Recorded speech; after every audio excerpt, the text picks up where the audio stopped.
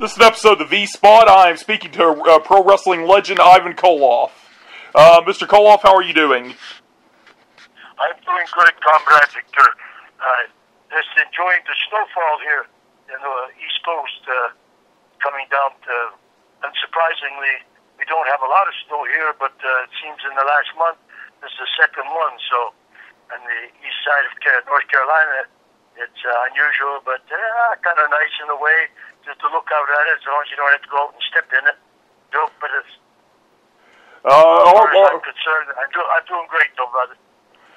All right. I guess the first thing I want to ask you is because you were a wrestler for such a long time. How did you get into wrestling? And also, I was wondering, were you the first Russian pro wrestler? No, I believe there was the Kalmakovs. They were wrestling. As a matter of fact, I used to watch them on television. They were more back in the 1950s and 60s. Around, I know I watched them out of the Detroit area, Chicago area, and that. They're a big team that I think they're Nikita and Ivan Kelmakov was their names. There was three of them all together. Stan, I think, was the other one. And they were quite famous back in those days. Let me see, there was probably another guy right after me, which was Nikolai Volkov. Yes, and he was from, I think, part of Russia, like Ukraine. Did you ever team with Nikolai Volkov? I did, yes.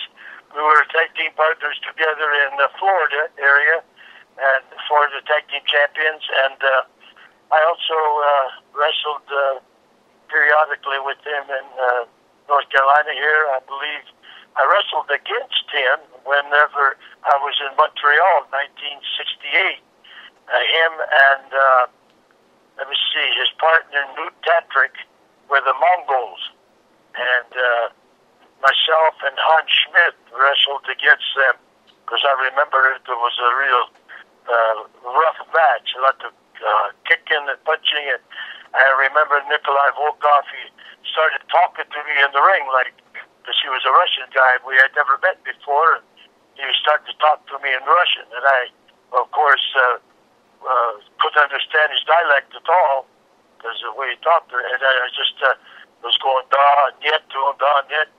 He realized after a while I wasn't understanding him, because he asked me, in Russian, he asked me, are you stupid? And I answered, no, yes. So he realized that I wasn't, understanding what he was saying. But I didn't want to talk. I was against him wrestling, so I was there to fight, not to talk. So that was not the only times that, but I really enjoyed. To this day, we're still friends. He's on the East Coast up there around the Connecticut area, New Jersey or someplace, and he's works for the county. I believe he's a home inspector, house inspector. What did you think of Nikolai as a wrestler? Oh, I thought he was good. I mean, he was a big, impressive guy, because of his size, and he really got the attention of the people because not only the size, but when he talked to them or sang the national anthem or anything like that, of course, that got automatic heat. And he was over with the people. The people liked him, even when he tagged with that Iron Sheik there in the WWE area back in, I believe it was the 80s. Yeah, he did good. This is jumping ahead a little bit. I was wondering, in the 1980s, were you ever approached to go to the WWF? Yes, actually, I did go up there and wrestle in the 80s. Of course, when I first went to the WWF was 1969 and wrestled Bruno Sammartino, and never won the belt, but left, went to Australia, and I was in Hawaii and got a call to come back and wrestle Bruno again. I didn't realize it, but I understand that he was, his body was hurt. He was tired in 7.5 years. At that point, he was wrestler, held the belt, and quite a grueling thing on the body. Imagine being the champion that long. having to defend the belt so many times a week. But I ended up getting the 1, 2, 3 on them, and I got to come back into the WWF area in the 80s and wrestled against, I believe it was Bob Backlund, and a few of the other guys that were there at the time. I know for a time I wrestled Ivan Putski, but I believe that was the late 70s. But I did get to wrestle him, yeah. And I got along real good with the WWF, the McMahons. Matter of fact, his dad, Vince Sr., was a promoter up until he died in, I think, in the mid-'80s. And then Junior took over and changed it to WWE, right? And I never did have a chance to go back up there, but I wish I would have now, because that's just when it started getting real big with the pay-per-views and everything, you know? When you won the WWF title, how big of a deal was that for you? Because I know at the time the WWF was, or the WWWF was not quite where the NWA was. How big of a deal was that for you?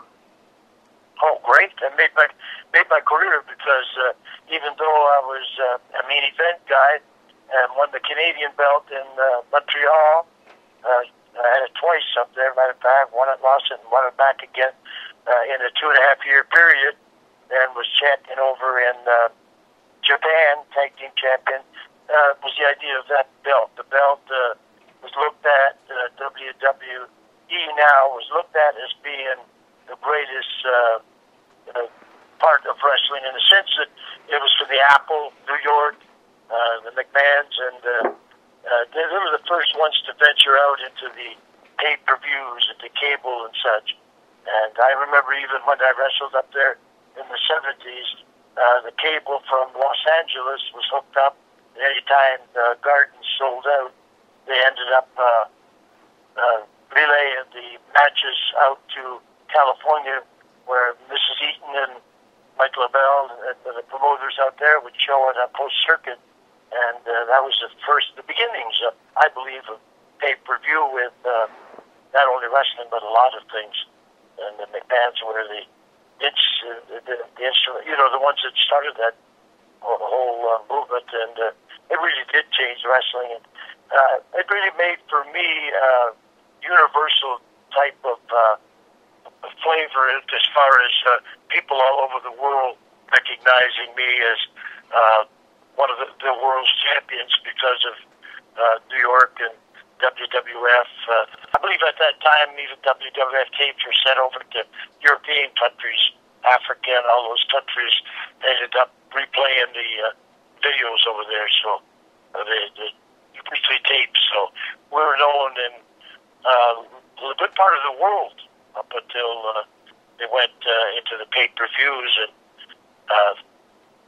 unfortunately I was about 30 years too soon, I guess, for that. But it really made wrestling and all the sports, football, of course, baseball, hockey, real big because of pay-per-views. You know, people now end up wanting to watch pay for it on television to watch the big night, the playoffs. When you won the title, did you know how long the run was going to be? Because I don't think you held it very long. I think because you lost to Pedro Morales. Mm-hmm. Yeah. Well, I had the understanding that I'd come back and wrestle for a year. They would guarantee me that, but plans changed because I really believe that they seen that it was better to keep an ethnic type of champion, whether it was Italian, Puerto Rican, Mexican, because of that big following that they would have, especially in the heavily populated area like New York and that. So it would really make a big difference. And consequently, what happened was they ended up, I think, being bound and determined to take the belt away from me and putting on somebody else. And I think he was the one that chose, because as far as I was concerned, the match went with Pedro. My shoulders were up and down, but he kept crying over spilt milk. That's the way the cookie crumbles, you might say, like the old. But it still made my career. Just the idea that I had won the belt, even though I lost it again. And no matter where I was main event caliber wrestler, and I was happy about that. And I know the influence it had on my career. How was Bruno to work with in the ring? Because you don't know about him. I mean, you hear about him, but I mean, I don't too often hear how he was as a wrestler.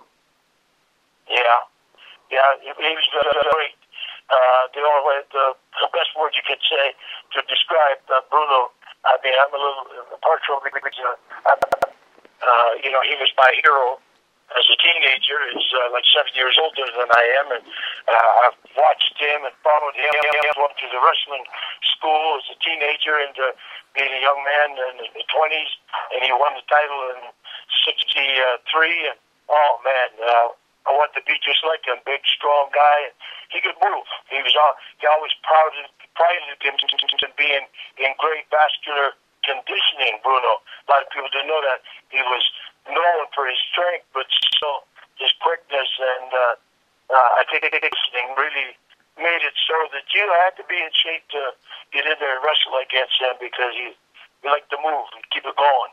And I like that myself, so I was young enough to be able to keep doing that. And Bruno could mix it up.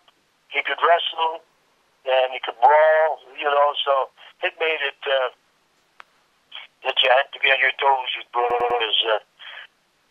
My first match against him was back in '63 at Pittsburgh Television, as I ran under a different name because I wanted to get some experience before I started, going out there and getting I didn't want my name to be tarnished with a lot of defeats. So I ended up wrestling under this McNulty character, and my first matches, probably about six matches or so, and they needed me to go down there and take somebody else's place, pick me to go against Bruno on television, and I attacked him from the beginning, which got out a bad note, and I realized pretty quick when he came back and started throwing me around like a rag doll that why he was the champion. So Bruno was good. Let me ask you, because again, Paul, forgive me for bounce. I like to bounce around the questions because I feel like it's easier for the guest and so they don't get bored, and also the listener. Sure. Okay, to go forward a little bit, your match with the Rock and Roll Express, you and Crusher Khrushchev against the Rock and Roll, won the titles. I saw this. It was a great match. It went almost an entire television show. Did go the whole television show, yeah. And the television show is, it's an hour altogether, but you have commercials, but of course you keep wrestling right through the commercials. Right. So we wrestled about 45 minutes altogether, but actually we were wrestling the whole, because it was an hour time, and it took up the whole hour. So we wrestled right on through the commercials and everything, and they just kept breaking away and coming back. Yeah, they were a good team. We could tell that people loved them right off the bat. And that they're great condition, a little bit lighter guys, but they do their wrestling. And Crusher and myself, of course, at that time I was about, I think, 260, 270. Crusher was over 300 pounds, and to go that long and that intense in a match, you had to be in shape. You know what I mean? When you're working and when you're doing a match that long, how do you keep it exciting in the middle portions for the audience? I think it's just intensity. If you get in there, keep moving, the action is happening all the time. I mean, action can be happening and you can be in a hammerlock. But it's the idea that you're fighting to get out of the hammerlock. Right. You know what I'm saying? So the interest of the people, of course, whichever one they're cheering for or going against, intensify because of what you're doing in the ring. And if you were doing it with, I guess, aggressiveness, so they would end up, I guess, feeling bad and getting into the match. No, it was a different style. It was a little bit more wrestling, but it did take long over the years as television, pay-per-views, everything, that wrestling increased into more action. The intensity increased because they wanted to have something happening all the time. And of course, today we see out there that it definitely does. Things happen all the time, just consistently. These guys are in great shape even today with all the moves that they got to do, danger stuff off the top rope on the tables, and it's I take my hat off. Matter of fact, I can take my hair off. I'm bald. The idea of their conditioning and the way they wrestle today, I think that it's good. I really get some of the stuff, because I'm an ordained minister now. It's not as far as the nakedness and all that, but I know how what they're interested in doing is drawing the crowd. So I guess they got to have a little bit of everything they feel. But it just makes it a little harder for people that are used to the old style where women are dressed properly, and you don't. I don't think there's a need for the idea of bad language and all that. I believe that they cleaned it up a lot now. Yeah, they've toned it down a lot.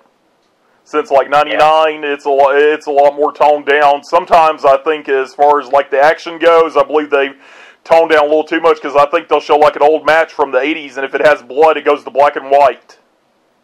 Yeah, not allowed to have blood. Well, even back then, the commission in some states didn't allow bleeding in the ring, and you could see why as the years went by, because of different diseases. Yeah. Just age and stuff being spread. It's just a very, I think it should be under control by all means, but today that they don't allow that at all. I guess especially trying to zone in on the family audience, so it makes it a lot better.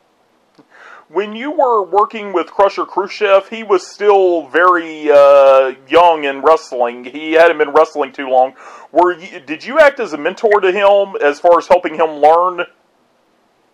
Well, I would hope to some degree I did, but I talked to Crusher to this day, and matter of fact, I told him there was a couple of things I learned from him, because he was a very smart man, educated man, and he ended up picking up things, and a lot of times older guys, from the old school of being a little rougher and trying to hurt people, a little slower to pick it up. For example, the old Ric Flair thing, which Crusher did way back then too, was get the guy to where he ended up coming after him. He'd jump out of the ring, the guy come after him, he'd go back around and jump in the other side. The guy come in behind him, and then he'd turn on him. I had probably seen it before, but it impressed me that particular match. He did that, and I said, "All right, that was good." It was a good move, and so I'm sure he picked some things up for me. Hopefully, anyway. And I thought of him as not a new guy to the wrestling, but an experienced guy, because he sure did show it in the ring. He was always very aggressive, and I didn't have to fill in any of his time at all. He was good at everything he did. And the proof is, he went on from there, Crusher, to the Repo Man, Demolition, up in WWE and all that. So Demolition's one of my favorite teams of all time. I love them. Yeah, they're very good. To go back to when you first got into wrestling, when you became Ivan Koloff, how difficult was it to be a Russian in the Cold War atmosphere at the time? Oh, it was difficult, because I had wrestled before. By this time, after 5 years, 6 years, I was getting quite experienced, because I had a trip to Japan. I wrestled a couple of different areas of it, up in Western Canada, Western States, and then I came back to the Toronto, the Montreal area, and I had some experience, but not a whole lot, but enough to settle me down And by this time, I had gained quite a bit of weight. I was up to 300 pounds, and strong on the weights and all. I had quite a bit of confidence by this time. But as far as this new coming out with test the people on, I guess, the nationality was something that I really wasn't experienced at, because, of course, wrestling on different names, that was bad enough. But now I've had people trying to fight me going to the ring, going back to the dressing room, and jumping in the ring after ring. And I can remember the first match I did at Paul Silver Arena, Montreal, against a guy who turned out to be my manager later, Tony Angelo. And then the second match was against Maurice Mad Dog Vachon. And he was also, what was considered the bad guy, like that thing. And I was also, the people wanted to see how the promoters wanted to see how the people would react to a match like that, with me just coming in.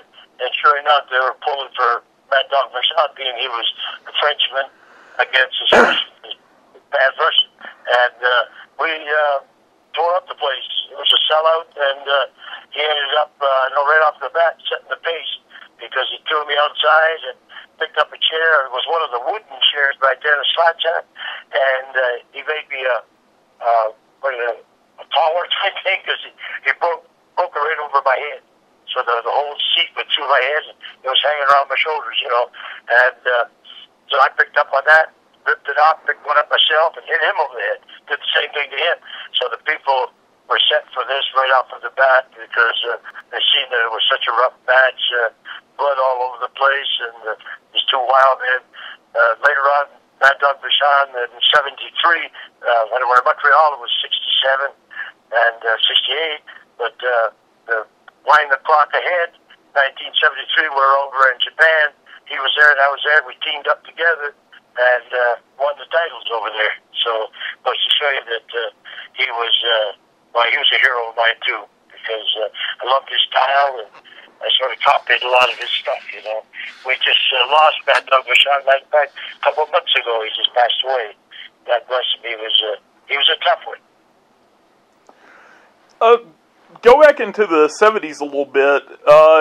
Do you remember when you first went to Florida and met Dusty Rhodes? Actually, I met Dusty Rhodes before Florida. Okay. I met him in Minnesota. Okay, yeah, that makes sense. Yeah, I went and left after won the belt in New York. I ended up having trips to Japan and such, and got the starting date in '72 in Minnesota, AWA. Was there 72, 73. I think in '73, Dusty came in there with Dick Murdoch, the Outlaws, and those great teams. The Blackjacks, Crusher, the Bruiser. Man, there was a lot. Bobby Heenan was the manager of the Blackjacks, and they had a lot of great talent at that time. Superstar Billy Graham came in, and we were tag team partners together. And but that's where I met Dusty, and actually Wahoo also, and was very impressed by both of them, because and even before that, I ended up, I take it back now, I even met Dusty Rhodes in Montreal, because he came in there one time, and I wrestled him, probably '68, he might have been '67, but I remember him wrestling, and I was using the inverted backbreaker. I met him over, picked him up on my shoulder. I was around 300 pounds, but Dusty was a big man too, and he was heavy in the legs, the backside and such, and when I picked him up, I didn't steady myself enough, and he kept right out going. He landed on his knee, and but I ended up finally doing it, and get the victory in. But yeah, after that, every place I went, it seemed like Dusty was there. Was Minneapolis, then later on in Florida, the Atlanta area, North Carolina area, Mid-Atlantic area. He was always in there, and even in Houston, Texas, we had the first coffin match out there ever. I was using the shovel, and every time I beat an American, I put a mark on the shovel. A lot of the fans would remember it. Dusty picked up on that. He came out there one day, and he said, "I'd settle this with this Russian.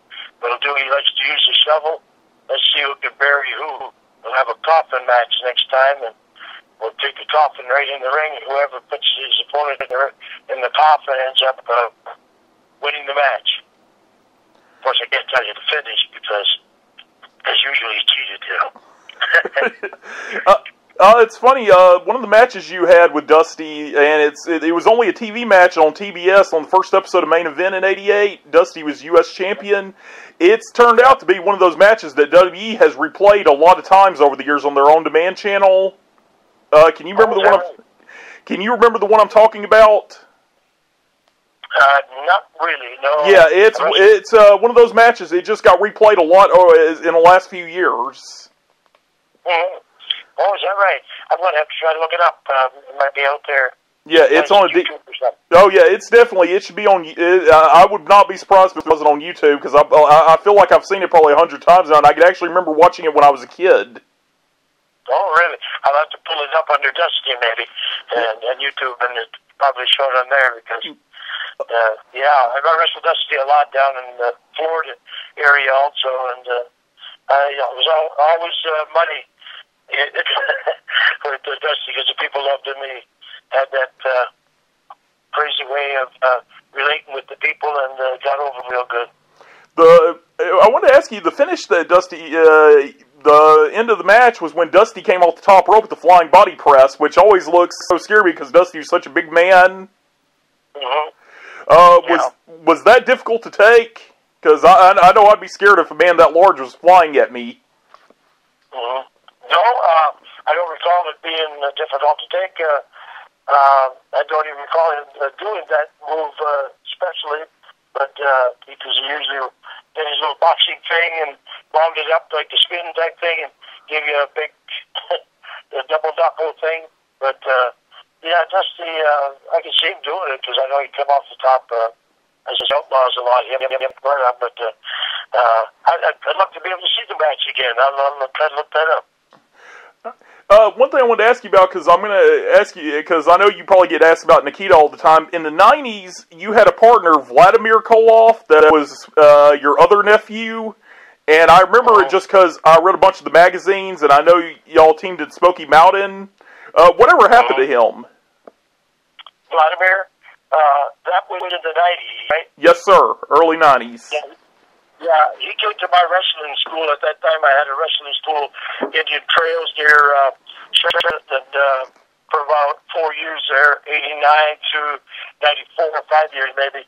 And he was one of my first students there. And, yeah, we even put together up to the, what do you call it, ECW? Yes, sir. Up there, and who was the promoter now? He's a manager. It was Paul Heyman. Paul Heyman. Yeah, he was up there, and we went up there against the Headhunters. I don't know if that match is around anywhere, but I'd love to see that one again, because we're all over the building. Vladimir and myself. He ended up retiring to his ranch. His dad owned a ranch, and he ended up going back to his dad. Got sick, and he had to go and take over, and he, I guess he's still there to this day, you know. But, he never really went wrestled for Vince or something like that. Stayed around that way. There was two Vladimirs. There was Vladimir Koloff, and before him, Petrov. Yes, sir. Yeah. Before Nikita, right? Yeah, you brought Vladimir Petrov was a rival of Nikita that you brought back from Mother Russia. Mm-hmm. That's right. Yes, he was a big guy, strong guy too. Oh man, yeah. I always needed a big, strong guy to take up the slack, you know, and also I could hide behind him, going back and forth to the ring. Because you get attacked with the fans a lot. Before that, I had to fight a lot of guys, so I really enjoyed. I can think of several guys like Dick Murdoch, Hunt, Sweet Hansen, but both those guys had a real good knockout punch. And I'll let you just sort of hang back a little bit, let them go through ahead, and the fans would come through, and they just shoot up, knock the fans out just with a punch. The fans try to hit them or something. When you would be attacked by a fan in those days, and especially probably in the 60s and 70s, were you told how to deal with it? Were you just told to just beat them up, or were you just trying to get out of there? just trying to get out of there. But a lot of times, you know, if the police couldn't get to you or they couldn't keep control of the crowd, and then that happened a lot of times. You had to fight. I mean, if it was a situation where somebody jumped on you or went to hit you, you either fight back or they're going to hurt you bad, you know. So, I've had the son would jump on me, grown man, and threw him off. And I remember that in Colorado when I was in the AWA. And just to turn around and find his son, big man too, jump on me there. So I had to fight him too. But and I didn't even win that match before that. It was against Billy Robinson, 45-minute match, and it went the time limit. But they were so mad at me that they wanted to see that Russian beat up that they tried to do it themselves. Go back to the 80s for a minute, because I did want to ask you about Nikita. How were you approached about having Nikita paired with you as your nephew? Well, the Crockett's first brought it up because he felt that it would make for a good team. I remember Jim Crockett came up to me and he said, "You thought not only excelled in single matches, but in tag team matches also in the past. How about bringing in a family member like a nephew and be your partner? I think it would really mean something." And so I said, "Well, my son wasn't old enough to come in at the time, although now he would have been big enough 20 years later, but at that time he wasn't. But we started looking around, and I said, well, they only didn't really think of anybody. A week or two went by, and finally got suggested to that Animal, the Road Warriors, had heard that what we were doing, and said that he suggested this guy from his hometown that was a football athlete, collegiate football player, and great athlete, college graduate. Matter of fact, he had even tried out for the National Football League, and they were considering using him. But anyway, he was the one that suggested. I'd never seen a picture, never knew. Just said on that word that he would be an ideal guy. They brought him down, and as soon as I seen him, I knew that it was automatic. He was my nephew because he was about 300 pounds, 295, I think, and really cut up and bodybuilder and athlete.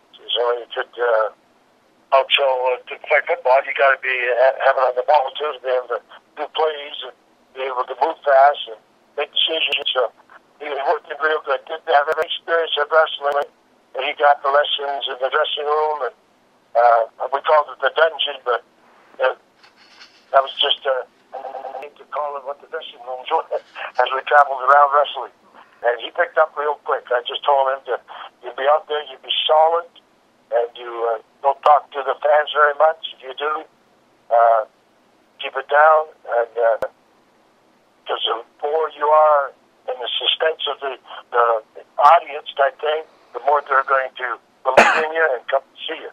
And it worked out perfect. I really think he caught on to it real good. I remember the first big match in Raleigh, sellout. I think it was Great American Bash. And Nikita was going to be in a single match against somebody. And I remember the Crockett saying, okay, time's not involved. You can beat this guy 3 or 4 minutes, do it. But just get out there and don't trip and fall or nothing because the whole deal's off.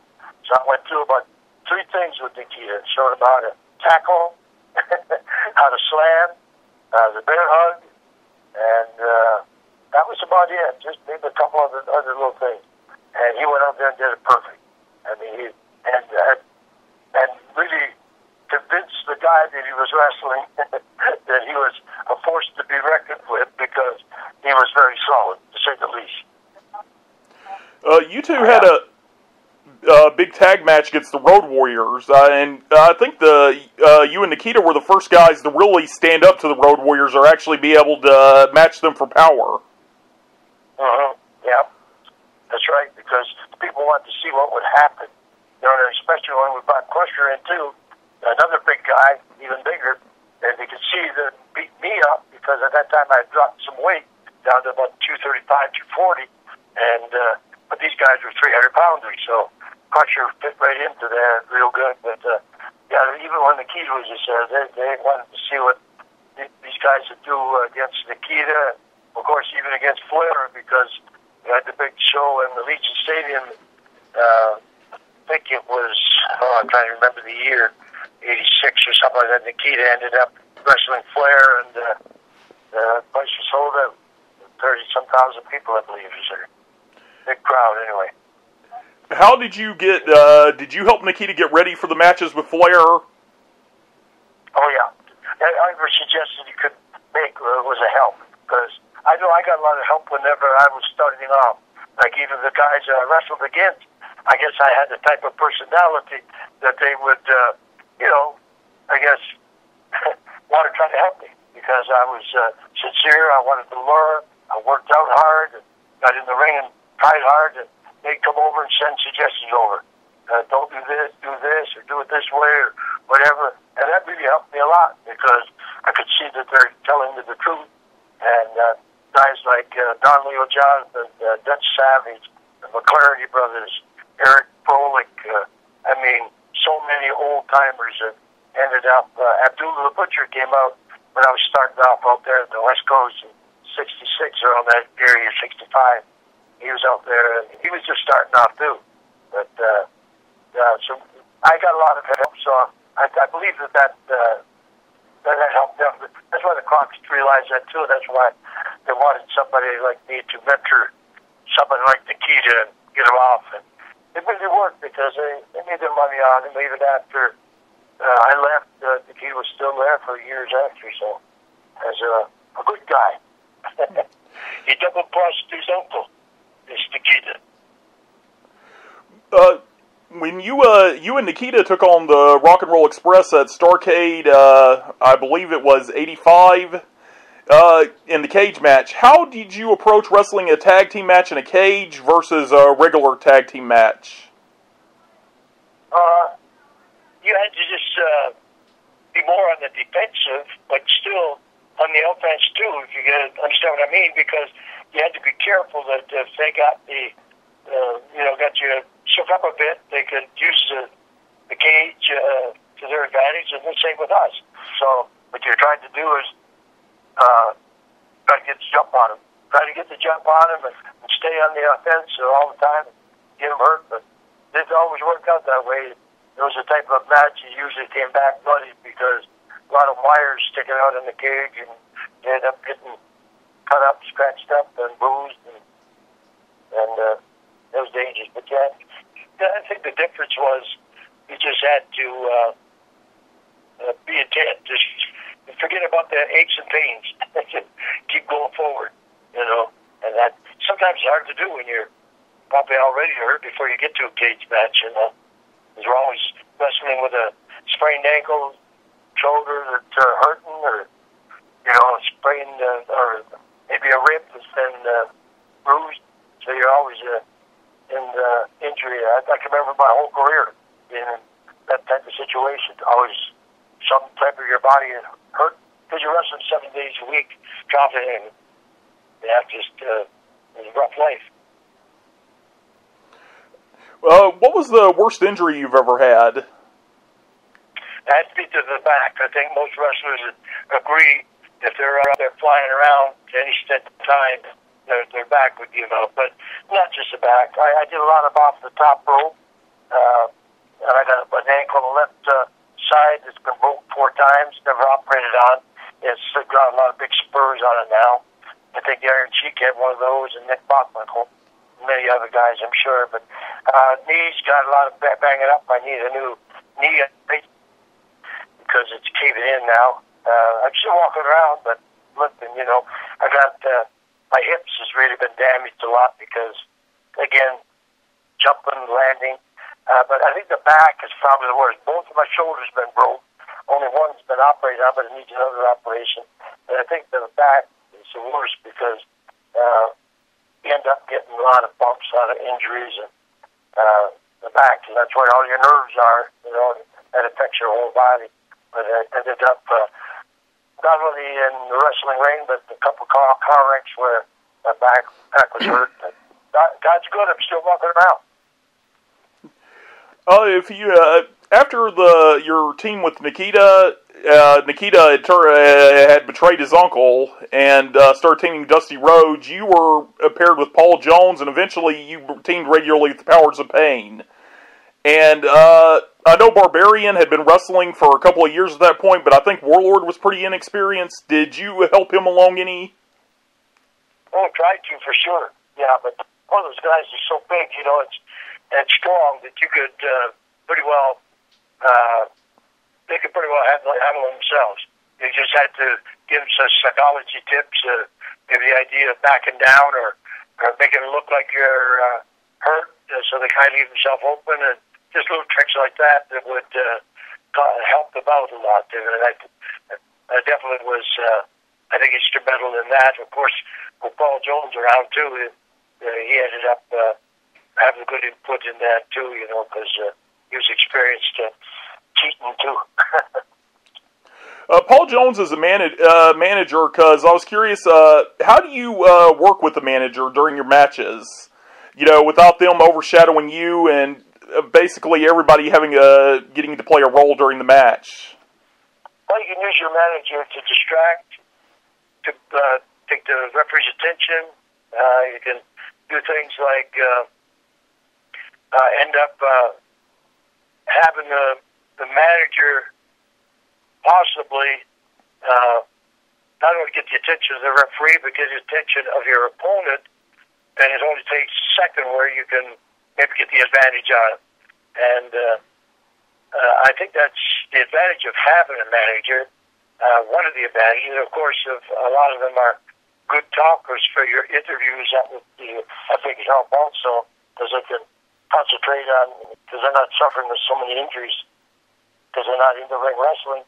They could concentrate on keeping track of what happened in the last match and what direction you're going in, and maybe add to the storyline type thing of beating up your opponents. And I think that way they'd be a great asset to the team.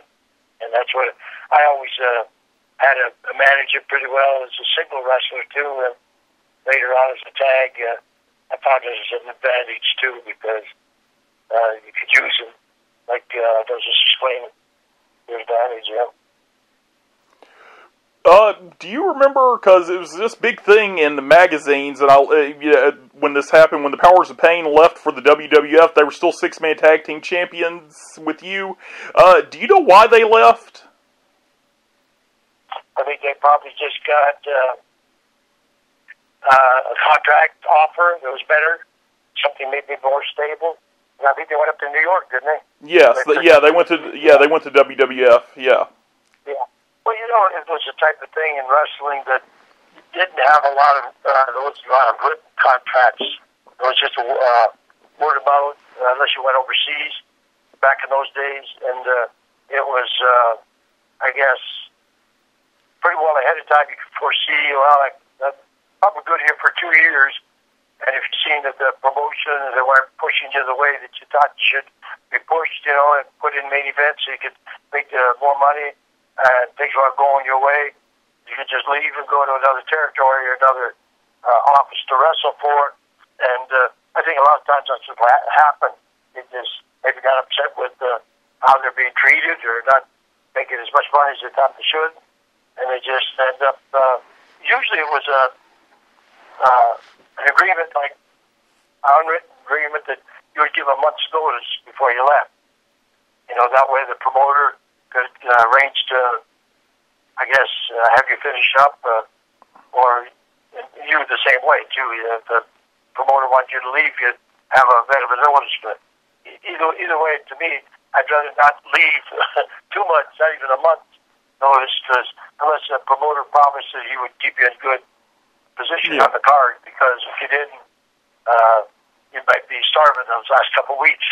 That's just the way it was. It wasn't a guarantee of a certain amount of money. And so that way, and that's probably what happens in the end. The Powers of Pain or wherever, they would just take off and call the other promoter up, and they say, "Yeah, we've got a good position for you. Can we make you think this much more much a month or a week or whatever, and you just work it out. That'd be about, you pretty well know how you're going to be treated by the amount of money they're promising to pay you. There was a rumor.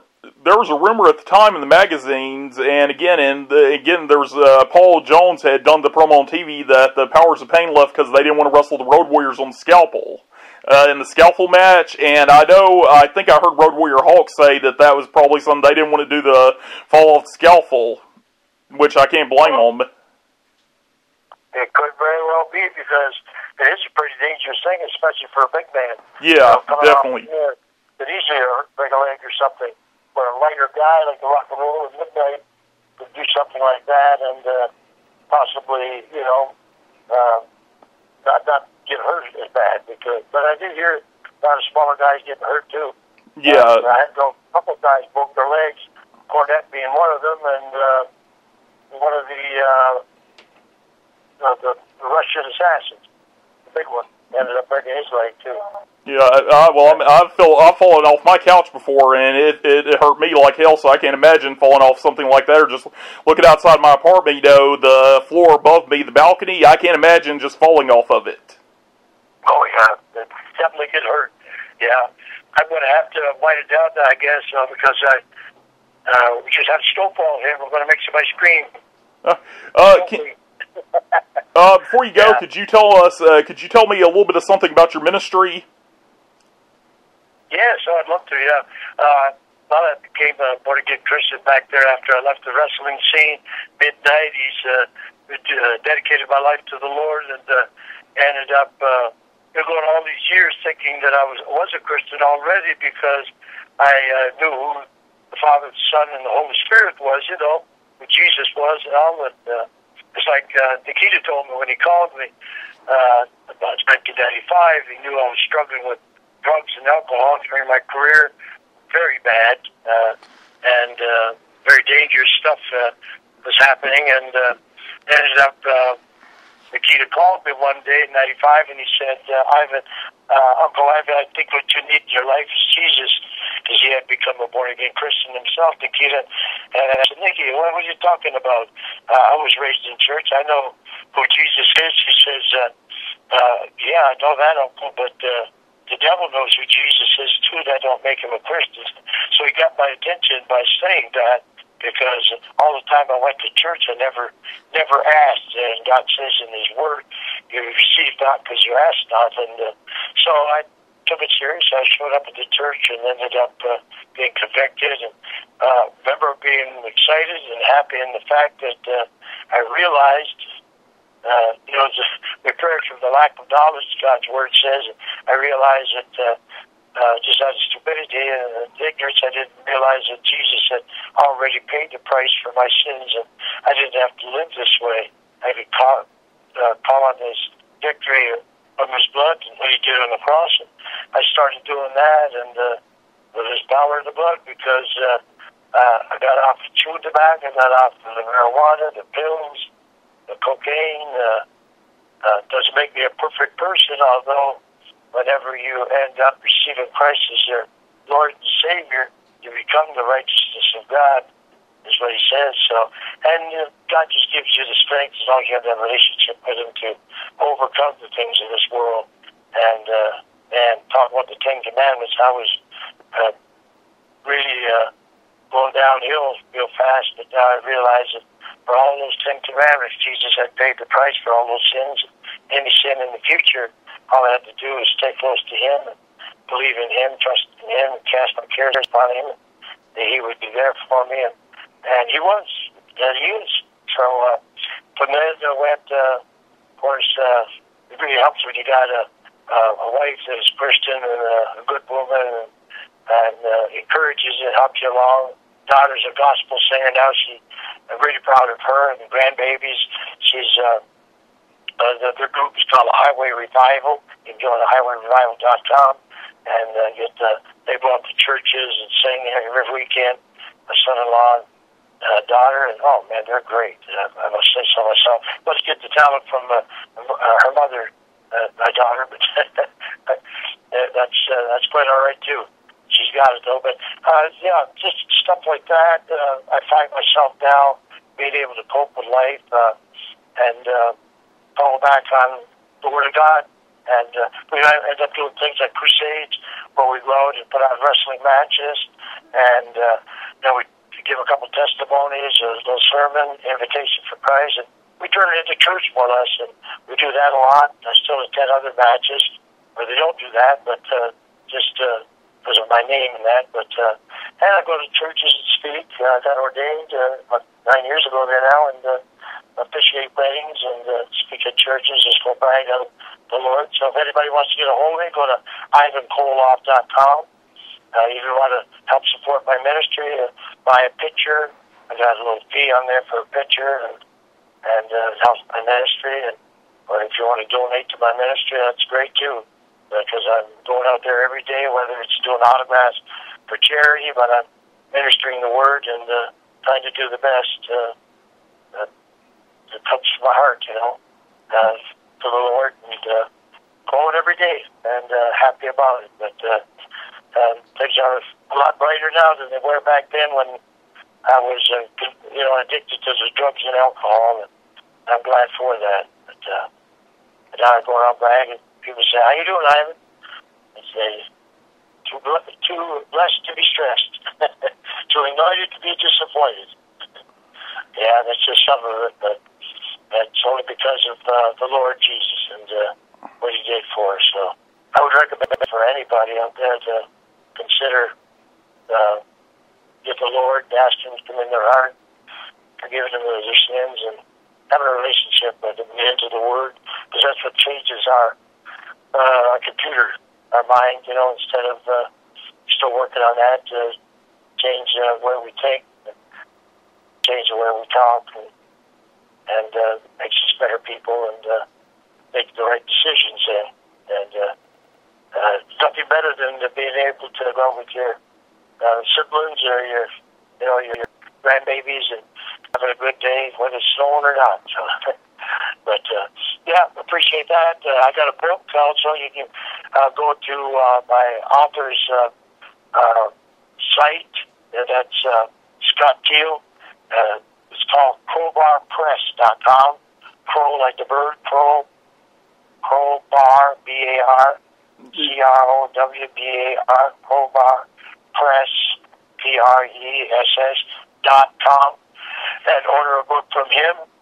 I got a couple here, but I keep running out of them, so it's best to get them from him.